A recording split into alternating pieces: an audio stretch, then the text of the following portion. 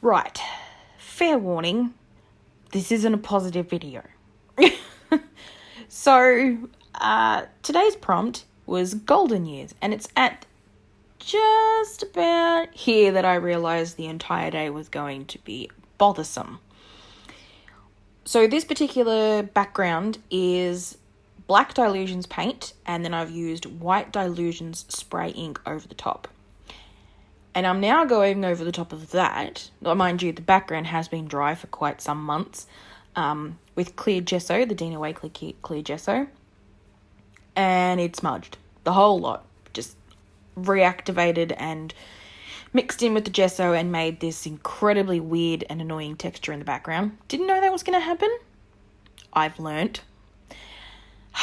Now I'm going over the top with a dark alcohol marker, one of Jane Davenport's smooth markers, with one of Jane's stencils, and honestly, I kind of ruined everything. It's just, this is a complaining video, really. I'm essentially showing you every step and explaining how I made the mistakes that I've made. You know, with the gesso and all of that sort of stuff. There's just terribleness coming. Oh, okay. So, I don't really know how to use palette pastels. And I am guaranteeing that Jane Davenport's palette pastels are fabulous, and I am using them wrong. This is completely user error. This is 100% my bad. So I thought, okay, clear gesso, it's got a little bit of texture to it. The pastel should stick. It did, reasonably, but I did notice that as I was putting pastel down, it would sort of remove little bits here and there. It was completely my own fault. That being said, the background might have been too light and I've made sure that between each layer I used a matte fixative, and mine could be out of date, though I don't think so. They generally last a good long while. But I don't know, it was something about everything that I was using just wasn't working properly. I think today must have been I don't want to say bad art day, but I was off today. Really, really off today. Look, the pastels are really nice to use. They're very soft, very silky. They blend beautifully. But on this particular paper, it's like with this background, it wasn't working. And it's not the fault of the pastels either. They're wonderful, very pigmented, very amazing to use, but I was using them wrong, or I was using the wrong kind of gesso. Now, Dina Wakley's gesso is, I don't use the clear gesso very often, most of the time because I'm working on white paper. And I wanted to keep that black background with the speckles, with the sprayed white Dylusion spray. It didn't happen. And that's okay. It just means that I will have to remember next time that the Dylusion sprays are water soluble. Very, very reactive. So I'm still going over the top of the matte fixatives. You know, there's a lot of layers of pastel here. I think I got maybe 5 or 6 layers in before I decided, nope, that was it. I was done with the pastels. I was getting frustrated. I was like, what is going on? Why is this not working? I was talking to my partner about it, and he's just like, she does look really faded, doesn't she? And he goes, she looks kind of like a ghost. And I'm like, a ghost, yes, that could work. I could work with a ghost. It's not really how it sort of came out, though. But you'll see. It's just, I don't know how I got this to just be so annoying. I'm definitely going to have to practice. After this video is over, I am going to play in my big Jane Davenport mixed media journal on the white paper and play with the pastels and see where I go from there. So many people in the Jane Davenport group have beautiful artworks done using the pastels, and I know that I need to practice in order to get to their level. And that could take me anywhere from 6 weeks to 6 years, So we'll go baby steps.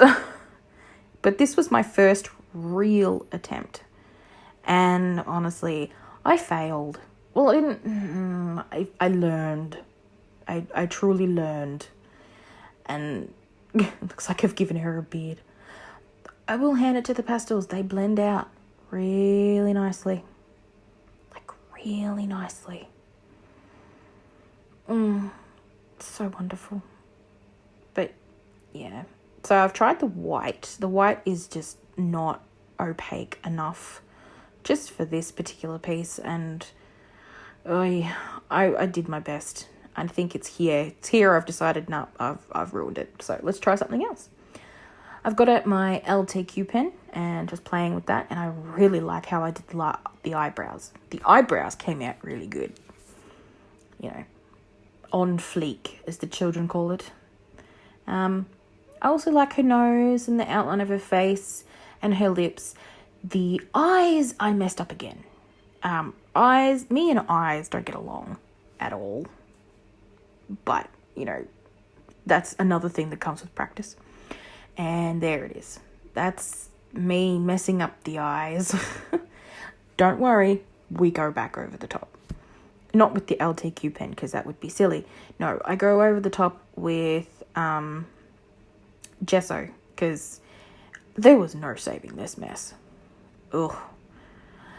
Oh yeah, here's the Jane Davenport paint over pen in this beautiful starfish pink. Absolutely wonderful. I've then realised how horrible this looks, and I now decide, I will use some gesso.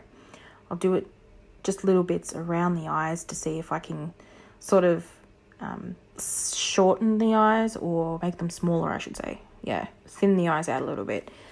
Nah. It was like, no, this is just, no, going over the top.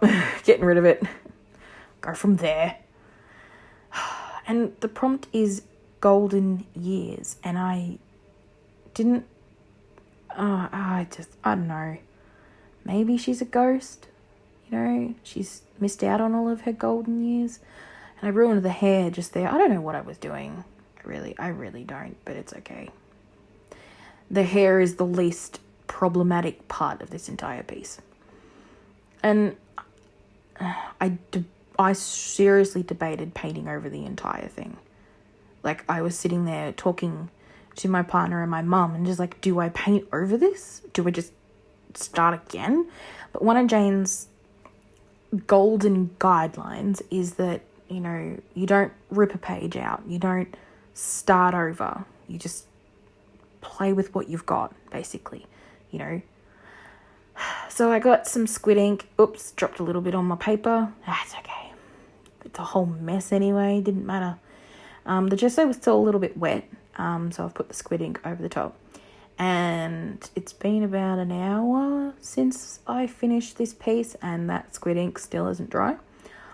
I have noticed that it takes a little while for that particular ink to dry properly, but that's okay. That doesn't really bother me. But yeah, I'm going to go over the top of this and see what it looks like. Gave her some hearts because I was just struggling. Now, these particular stamps are from the Jane Davenport's mixed media stamp line. The second release, I think. You can get them in Michael's, pretty sure. If not, Jane's got them on her website.